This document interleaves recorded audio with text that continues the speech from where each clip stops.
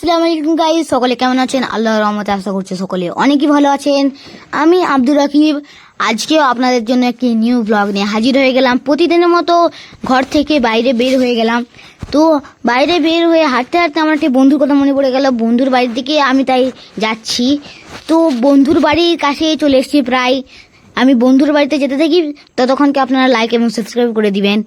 এই তো বন্ধুর বাড়ির কাছে চলে এলাম। এবার বন্ধুর বুবুর কাছে জানতে পারলাম যে বন্ধু তো এখন নেই, মামা বাড়ি গেছে। তাই মনের দুঃখে কি করব, আর মনের দুঃখে নিজেই হাঁটতে লাগলাম ঘরের দিকে।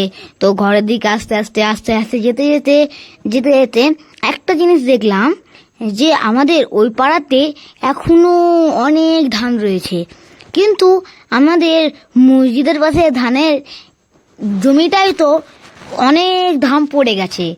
তো আমি কি করবো, আর মন খারাপ করে বন্ধু নেই দেখে বাড়ির দিকে রওনা হলাম।